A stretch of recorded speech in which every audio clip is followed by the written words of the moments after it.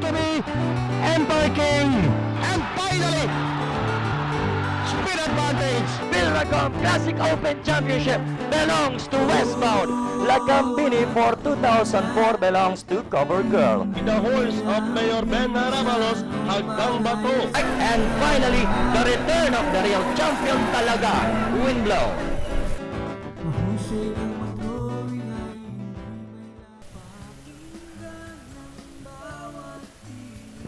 This is the 2005 Santa Ana Park Championship race.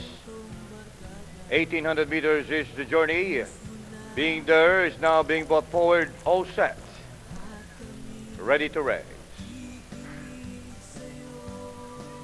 They're up and racing for the year 2005 Santa Ana Park Championship race. Being there takes up the running by about 2 lengths. Moving up by the rail is Wild Orchid Sound over very coastal on the outside, while Pine Needles is the early trailer. Down the stretch for the first time, we are Being There by about a length, followed by Wild Orchid in second, and in third by Jam 2.5 lengths Sound Offer, while Pine Needles is still bringing up the rear, with Being There by about half a length, and getting closer by Dale second is Wild Orchid. Sound Offer remains in third by Jam 2.5 lengths, while Pine Needles is still trailing the group. And as they lead the first straight, it's still Being There by Jam 2.5 lengths, followed by Wild Orchid in second, and in third by Jam 3 lengths is Sound Offer. Pine Needles remains in fourth by Jam 2 lengths.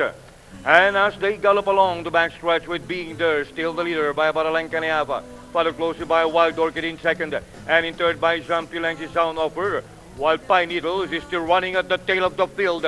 And nearing the far turn, it's still Being There by about half a length, followed by Wild Orchid in second, and in third by some 5 to 6 lengths is Sound Offer, while Pine Needles is still trailing the group. And at a far turn, we have Wild Orchid rushing up down the outside to take the lead. Being There drops back to second, and in third by some 3.5 lengths is Sound Offer, while Pine Needles is still trailing the group. And at the last bend for Rome, it's still Wild Orchid by some 3 lengths now, followed by Being There in second, and in third is Sound Offer, while Pine Needles is still trailing the group. And down the stretch they go. It's still Wild Orchid racing away now by some 7 lengths. Moving up now in second is Sound Offer. And at a fair fly, the champion of year 2005, Wild Orchid, coming in second. Sound Offer, Being There, and Pine Needles. 1, 2, and 4.